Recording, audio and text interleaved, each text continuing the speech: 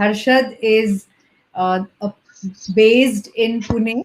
He is a techie. He tells me now he's been in Pune for 21 years. So that's like a major Puneite. Yeah, it's been a roller coaster ride in Pune, but yeah, now we feel at home in Pune.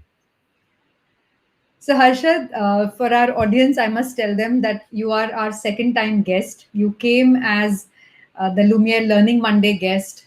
You were also, we did a virtual session at that time.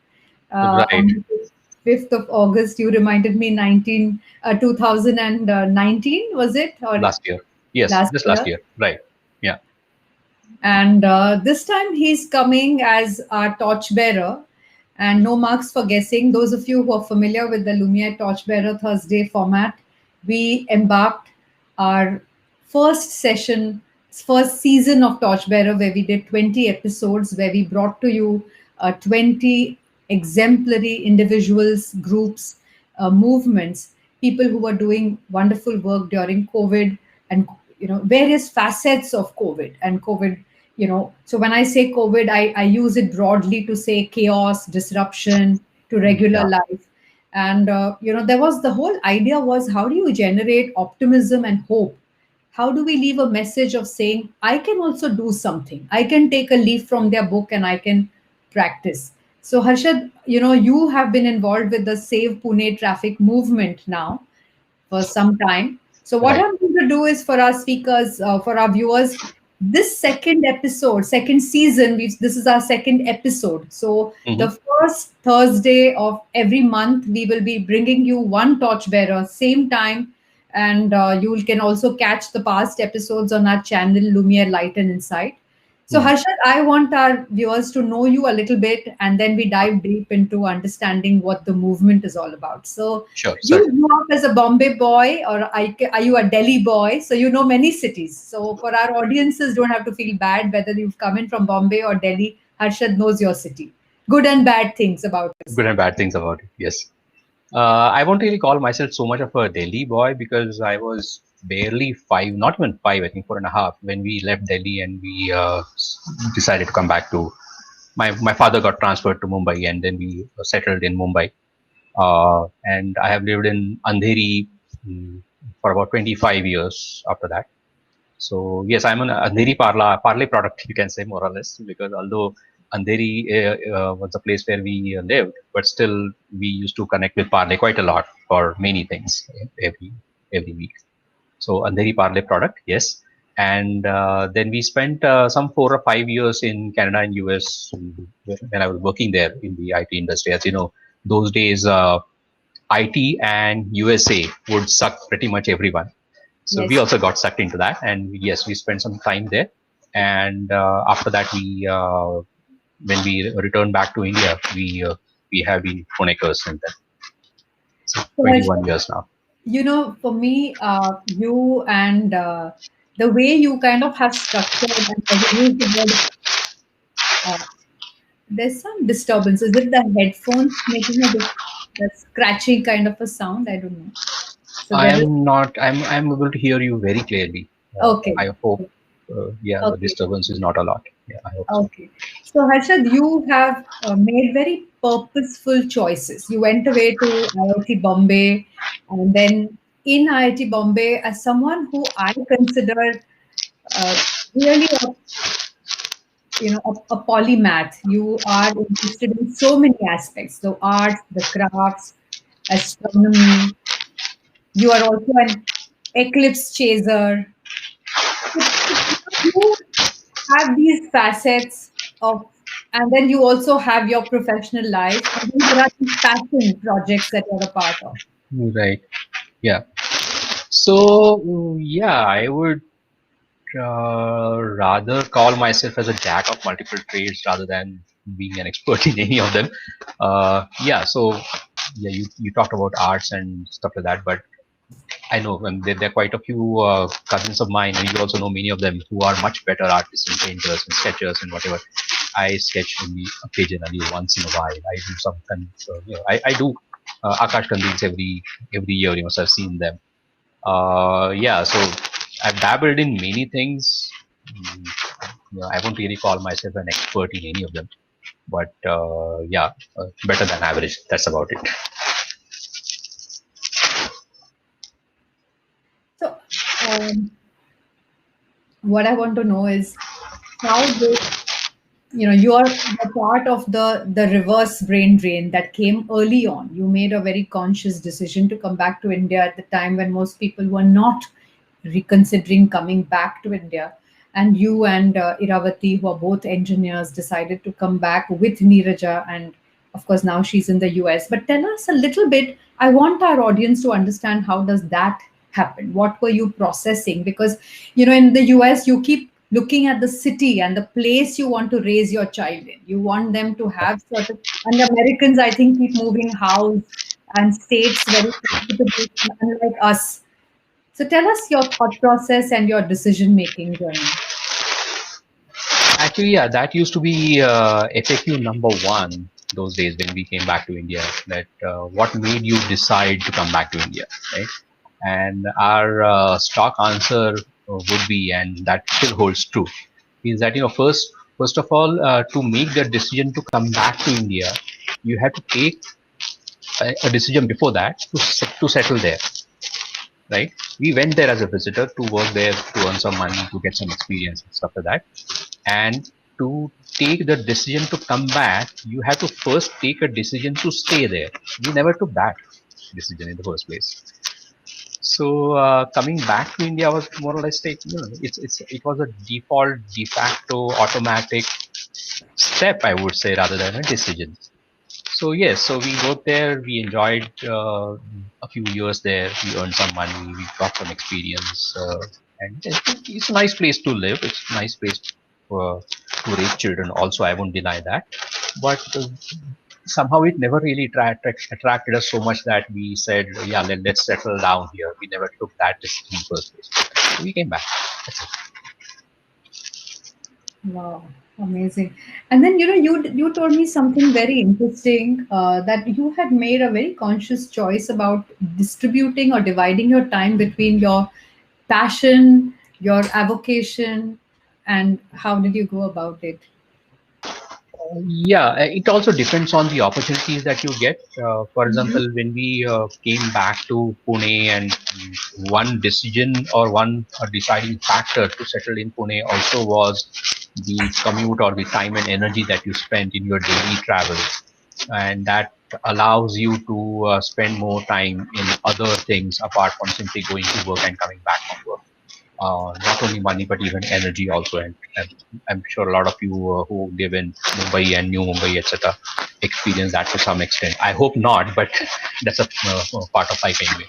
And so yes, so I came across an astronomy group. I have been interested in astronomy for a few years, but I never really got an opportunity to streamline that passion into something, some activity. So I got interested in this group, and we would organize some star party, that we call it.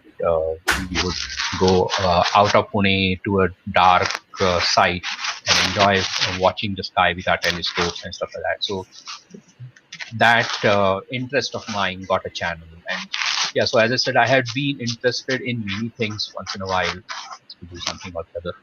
And I had some time and energy at hand to be able to nurture those interests. That was the plus point of living in Pune, at least in those days.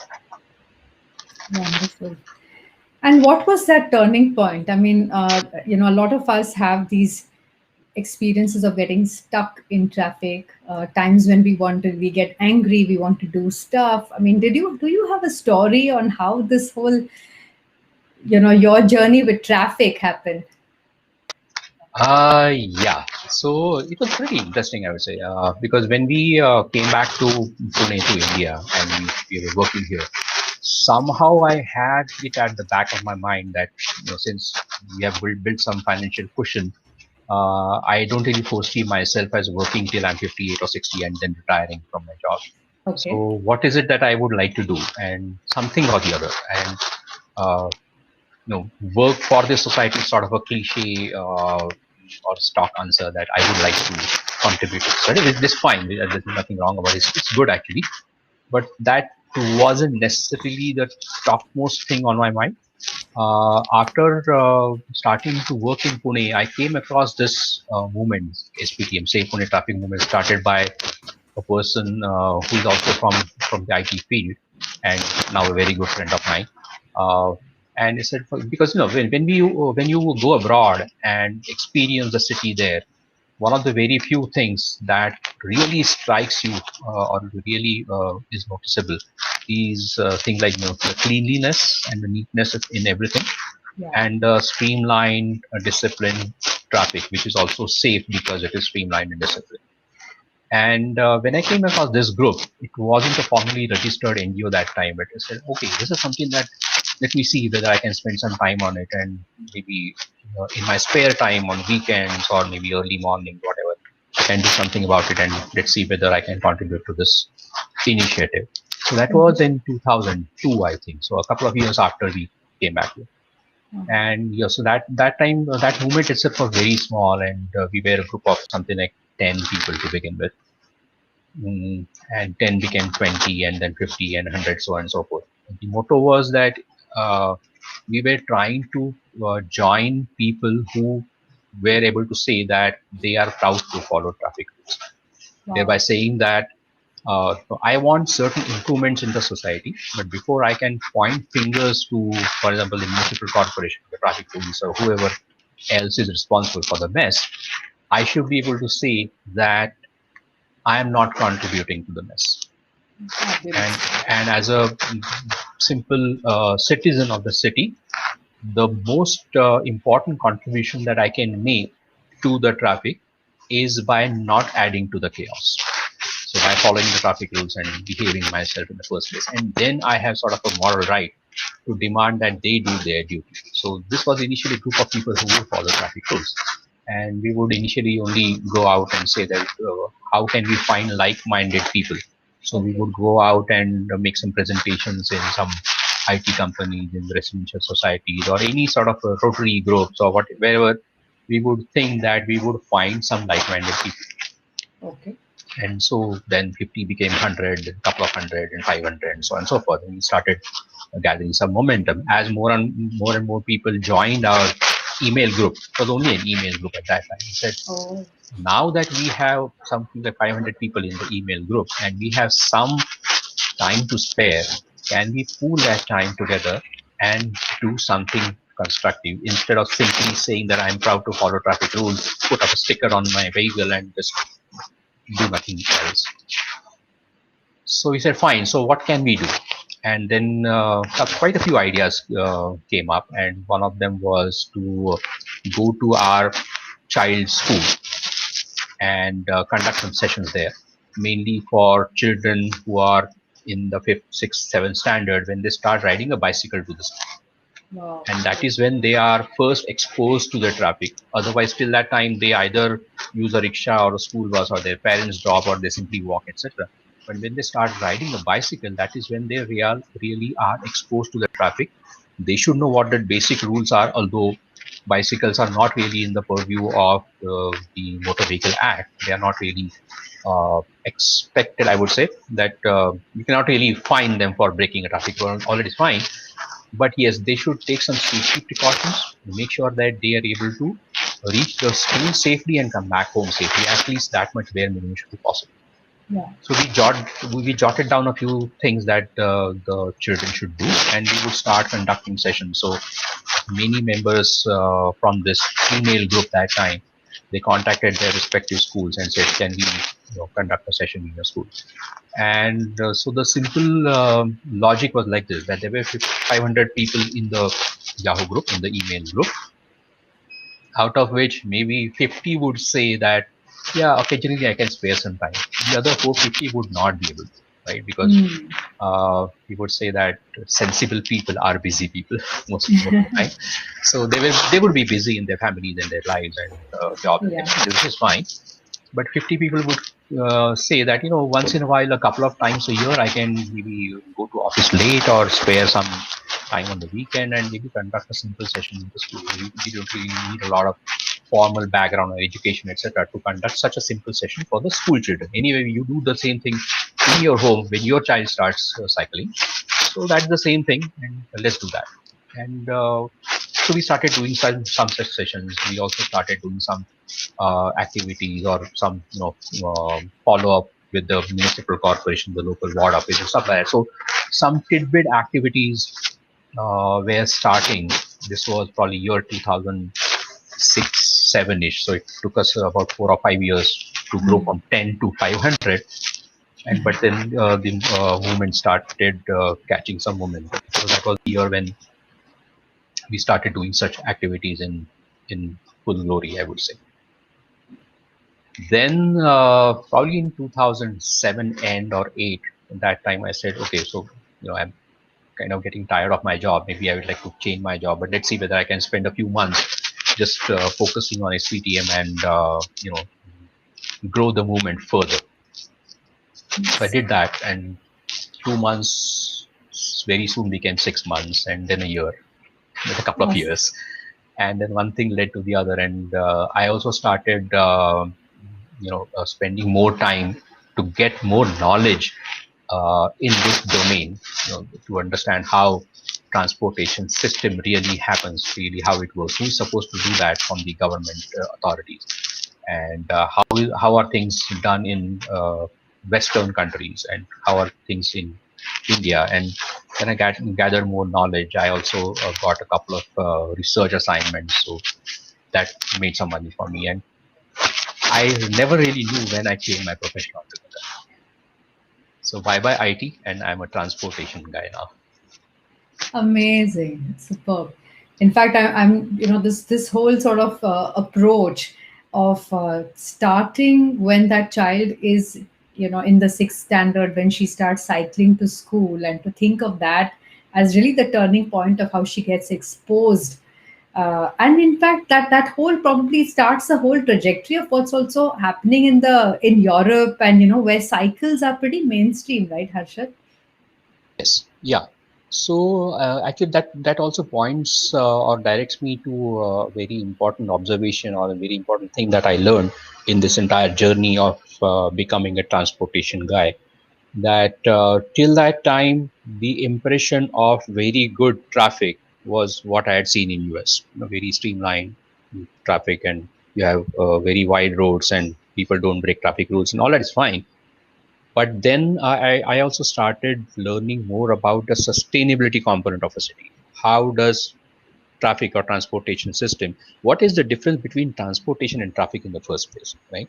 And that was very important, because Wow. it's a very subtle difference. If you're an outsider, you don't quite know what is transportation and what is traffic. So let me explain it this way.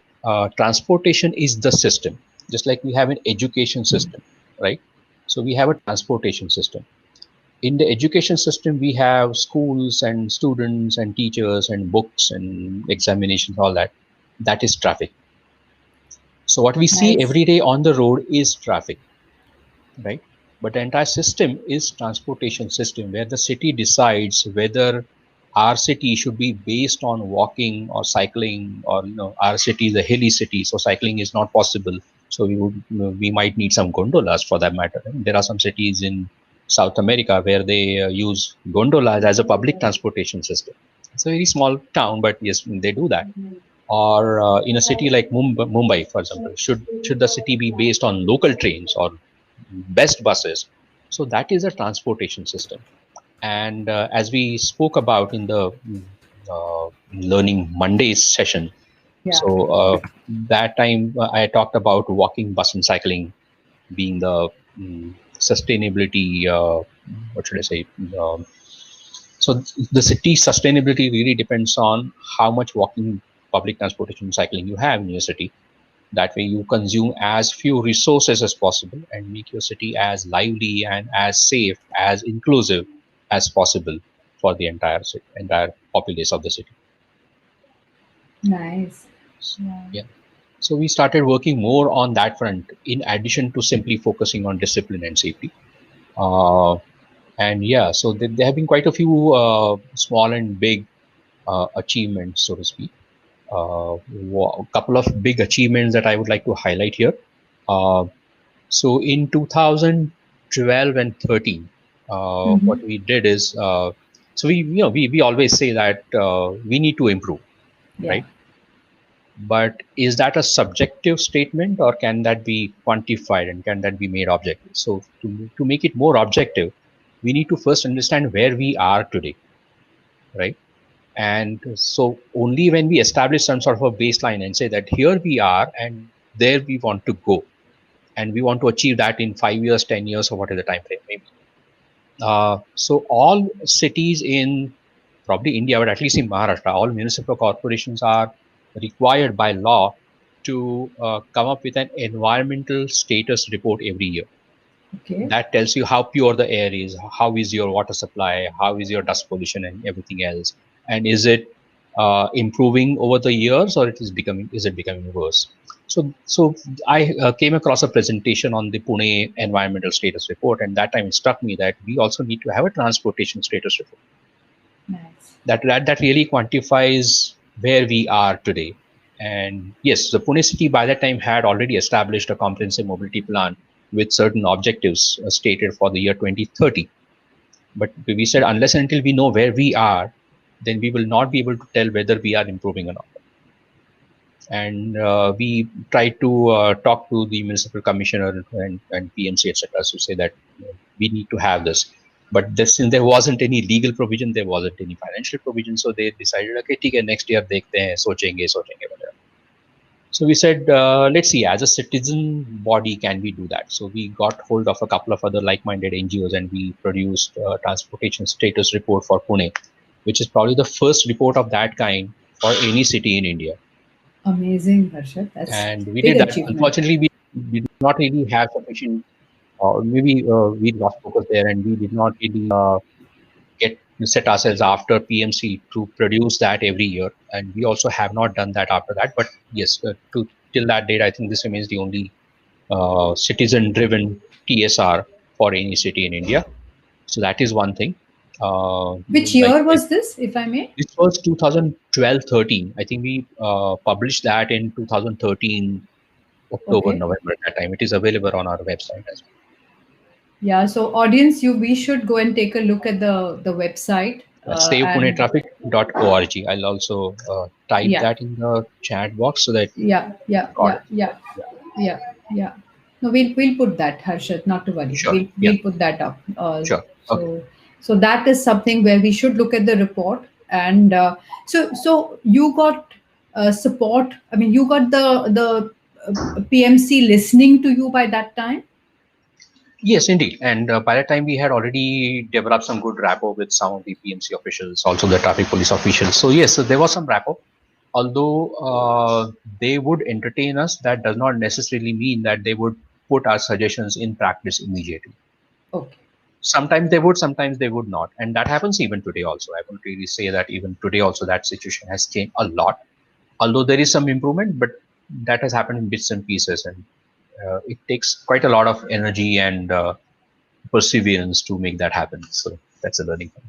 Yeah. So What were the other achievements that you really want our audience to know? Because I'm I think we should realize that it all starts with just becoming a little conscious about what can I correct. do in terms of becoming a little more disciplined, whether it's not honking, whether it's not breaking a traffic light.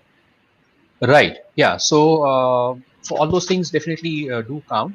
But in addition to becoming conscious, sometimes you also need to put your foot down and say that I want this. So the other improvement, it's a little tiny improvement, I would say, but that improvement is something that has kind of stuck by this time. Otherwise, what happens is you follow up, and you see something happen, but the moment you withdraw your attention, the whole thing falls apart. Mm-hmm. So this is a little improvement that has stuck, fortunately. So if you look at any traffic signal, right? So there are signals for vehicles. There are also signals for pedestrians. There's a green man, and then there is a red man, and then you're as a pedestrian, you get a safe time to cross the road when the green man is on. We observed that in Pune, the time given for a person to cross the road when the green man would be on, when all vehicle signals were red, was perhaps not there at all at some signals. Or maybe it was 5 seconds, 8 seconds, where only Usain Bolt or maybe whoever the Carl Lewis was at that time, would be able to cross the road safely. But otherwise, yeah, so you would start crossing the road, you were midway, and then the vehicles would get a green. So that was the situation. And the whole mindset was that otherwise traffic jam ho jata hai, because vehicles need to move. That is the motto. To hell with the pedestrians. So otherwise traffic jam hota hai. So if you give 5 more seconds to the pedestrians in the 120 second cycle of the signal, then the world will fall apart. That was the mindset. So we said, we also then found out what are the IRC guidelines. Indian Road Congress is a body that governs all these guidelines to be implemented on roads in India. And we found out the formulas that are recommended to determine how much time should be given for a person to cross the road. And using those calculations, it turned out that the major intersections in Pune, at the major intersections, the pedestrians need to be given at least 15 seconds, 1-5, and we were barely getting 10. We said, नहीं नहीं तो 15 second का तो time देना चाहिए. So we were after the traffic police and PMC to make this happen. And they kept on saying the same thing, that otherwise traffic jam ho jata hai. I said fine. So some people from SPTM, from some of our volunteers, got down together and we said that okay fine. So if 10 seconds is what you are giving, then we are going to do this. That I'm going to start crossing the road, and the moment the green pedestrian light goes off, I'm going to stand there wherever I am in the middle of the road, and then you will be responsible for my safety. Either you give us more seconds, or we won't even start crossing the road at all, because we know that in 10 seconds we cannot cross it. So we will simply stand there at the at one side of the road, and we will arrange for some media publicity, and in the papers there will be photos next day that these people were standing there for 2 hours, 3 hours, and they were not able to cross the road. So that time the police guys started seeing something. Yeah, this can be a problem. We said fine. So then we gave some letters to PMC and police, etc. That we are picking some signals, and by so and so date, we want the timings to be given according to IRC guidelines. Otherwise, Andolan Satyagraha, whatever you call it, we are going to perform it on that given day. So we gave them a list of some 10 to 15 chowks, intersections, and they improved that timing at those 15 signals. I said, fine, so this is one good step. So here comes the next list, and so on and so forth. And this needs to happen all across the city now. And I won't really claim that at all 250 intersections in Pune, they are giving 15 seconds. But at least at the major ones, yes, they are. And that has become kind of a de facto norm now, that whenever they, as the city is expanding, they are installing more and more traffic signals in the fringe part of the city. So wherever they install a new traffic signal, I think the de facto time that they give to pedestrians is 15 seconds now, without us being after them. So that is an improvement that has come. And yeah, so these were the some of the wins in initial stages, and there were other simple wins. Later on, of course, we teamed up with other NGOs as well, and there are fortunately 3 or 4 such prominent NGOs in Pune who work with very similar mindset or objectives. They have their certain specialities, and some people focus on cycling more, some people focus on public transportation more, and so on and so forth. But all said and done, our basic objective is quite matching. So for many projects, we work hand in hand, and yeah, so that has been a very good experience. Very nice. That's really heartening to know, and I really like the example that you gave. That only even to say that I can only reach the middle of the road, because I think I remember the first time I was in the UK. This was in the year 89, where at the traffic light you have the button where you can actually middle of the road spot. The vehicles wait for you.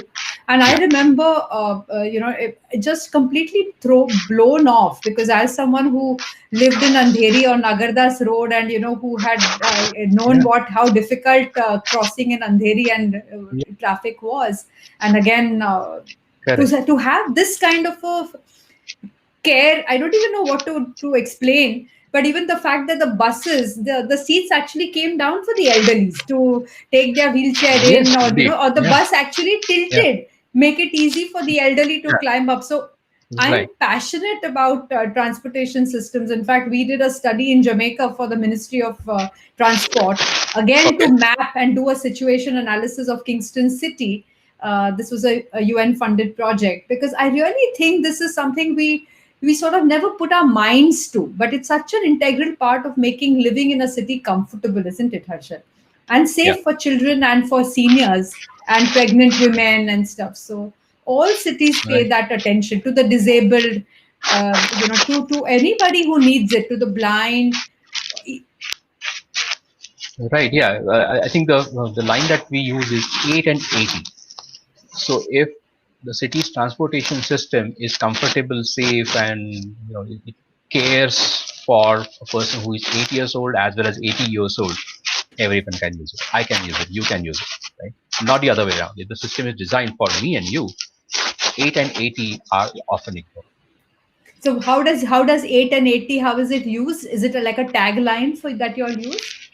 I there maybe multiple people might have come across coin or phrase some taglines. I haven't really come across any tagline as such, but yes, we often say that make sure that the system caters to needs of 8 and 80. No, it's very compelling, and somebody who is like a Singapore follower that I am, because somewhere Singapore is always ahead in terms of, It is, thinking. So whether yeah, it's 2060 and working backwards, so every decade is thought out and right, planned. yeah, So this piece of transport, there are so many best practices that we can learn and borrow. And if we have true. some civic intent as well as public interest, we can't, I think we all of us can do our own piece, isn't it, in our own cities, Harshad? Absolutely, yeah. And yes, there are many things that we as an individual can do in our daily lives without really taking the kind of plunge that I have taken, or maybe many other people have taken. And of course, there are all gray shades in between that you can decide how much time you want to spend on these efforts. But yes, without really spending a lot of extra time and while doing your day-to-day things, also there are many little things that can be done. And yeah, so if we can probably talk about some of them, and people can also ask questions and give suggestions about what they can do. I can give some suggestions and let's see how people react to that. There are many things that can be done. And yes, this entire COVID thing has put another whole new angle to all this. For example, as you know, because of COVID, the people who are detected positive, they suffer a lot in Yeah, polluted air because it's a breathing disease, right? It's a yeah, respiratory disease. So during the first few months of lockdown, and I think all of us saw photos of multiple cities, and the Himalayan ranges were visible from Jalandhar, and we saw all that. So clean air is something which is a very precious resource that our cities are losing. We hear news yeah. about Delhi every day. So what can I do to contribute to the city's air becoming cleaner, right? So can I totally give up my car? Perhaps I cannot. In today's transportation system, for the transportation system to change, it will take quite a lot of time. But do I wait till that time, or can I do something, right? So can I simply say that I will consciously replace one of my car or two-wheeler trip by either a walking, cycling, or a public transportation trip. Just one trip a week. You can begin with one. Once you are comfortable with one, you do two, then you do three, right? But begin with one trip a day. We also came across these. There was this what is it, Janta curfew, or even during the lockdown also. Many of us survived without using a car. Of course, we are not going out at all. Yeah, But in memory of, let's say, even the COVID victims also, because we need to also reduce the interaction that we have in yeah. our society as a whole to prevent the spread of the disease. So can we simply stay home for one Sunday? Just stay home. You plan it accordingly, right? So you make sure that you don't have any compelling reason to go out. If at all you need to go out, walk or cycle to your neighborhood grocery shop, do some shopping and come back. But don't really use your motor vehicle. Stay home as much as possible. Or one Sunday. That's it. One Sunday a month. First Sunday of the month. So that movement is gathering some momentum in Pune these days. That, on the first Sunday of a month, can you stay home? 100.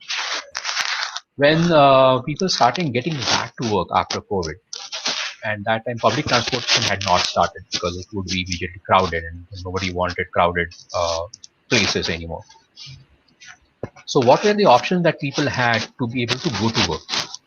Right, even though the workplaces had 25% or 50% or even less workforce, but yes, some people needed to go to get to.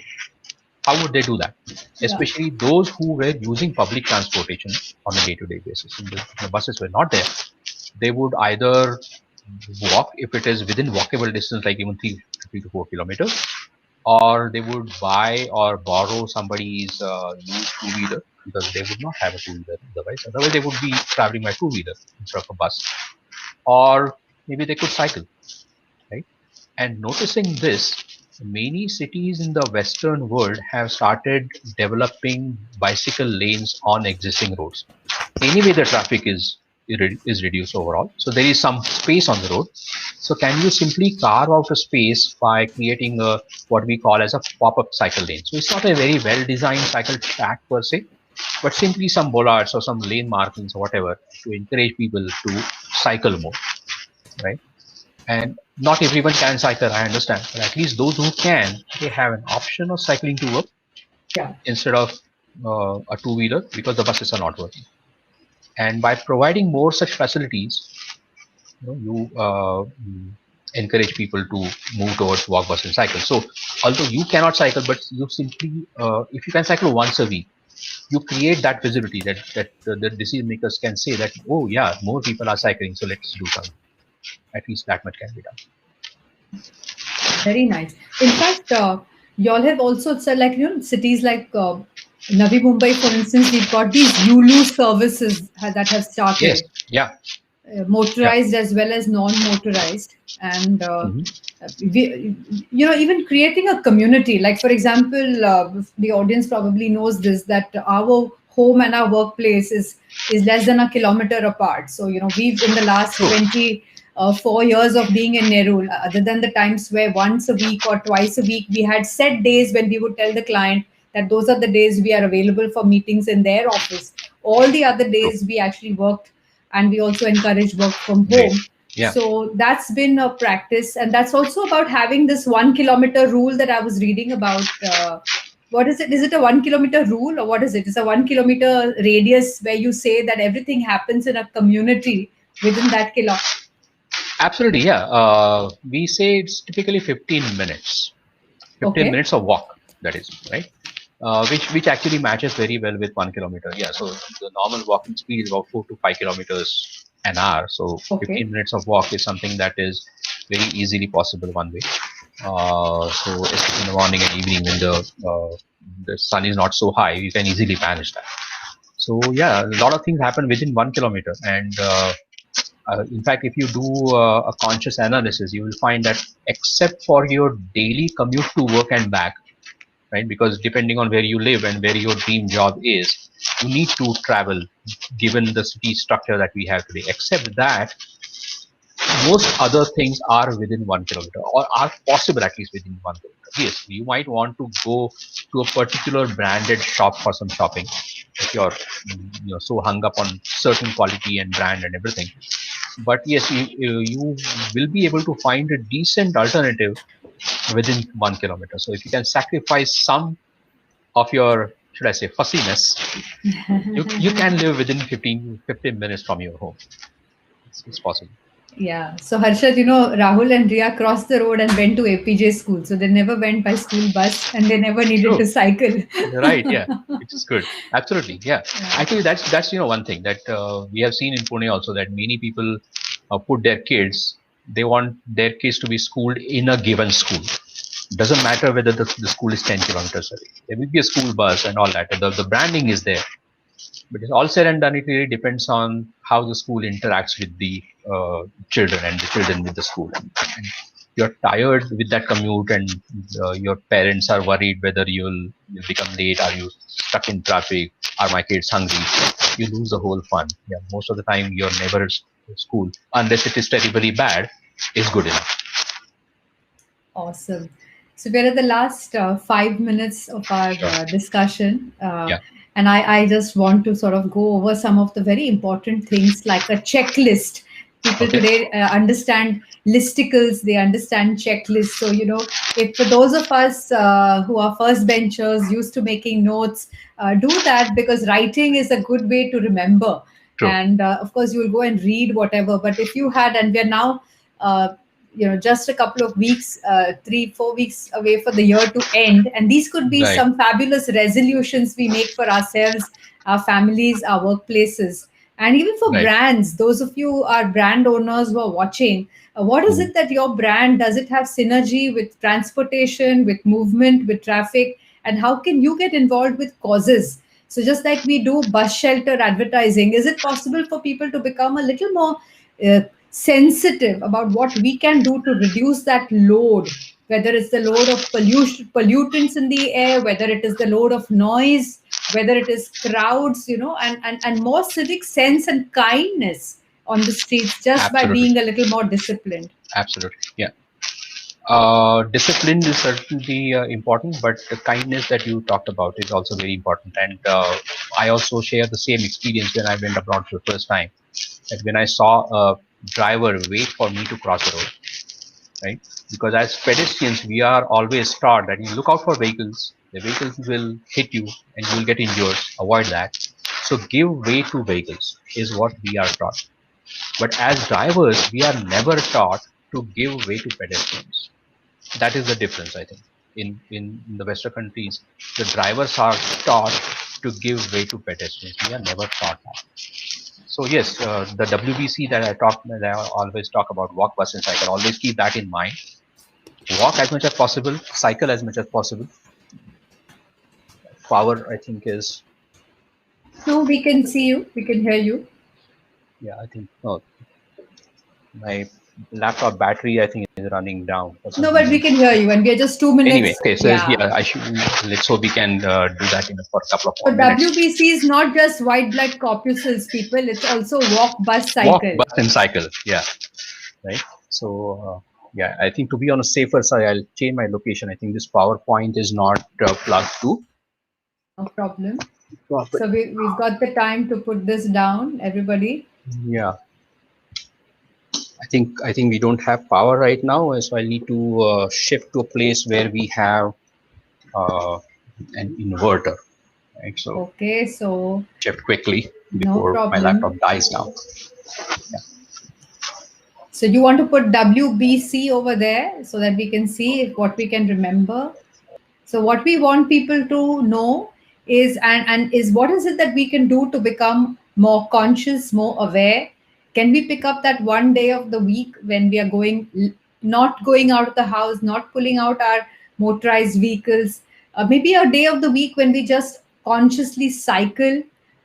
Things where you put our foot down to say, maybe it's like, uh, even when we are driving, to be conscious about the person who's crossing, to be a little kind about whether we can give them that 15 seconds to really cross, to sort of cross in a dignified and in a safe manner. And there are so many times we must have watched older people struggling to get past, looking so disoriented, and just wait. And so, Harshad, you're back. So in the yeah. last minute, we want to hear from you, and you can tell the audience what are those three things, because I think three things people remember. So walk, bus, cycle is the one thing that we need to Yeah. be So conscious as I of. said, replace at least one of your weekly trips by one of walk, bus, cycle. Begin with that. Always pay respect to pedestrians. Never honk at a pedestrian, even though you will find a pedestrian in front of you crossing in a haphazard way. Understand that he or she is walking or crossing that way because there aren't good facilities for the person to cross. It's out of compulsion that that's how he's doing. So excuse that person, even though you might think, and even though yeah, that person might be making a mistake, so to speak, but never honk at a pedestrian. If you can extend that to never honking at all, that will be even better, right?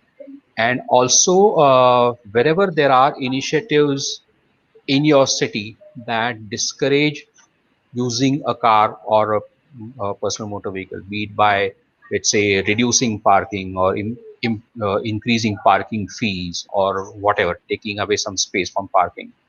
Support that at least.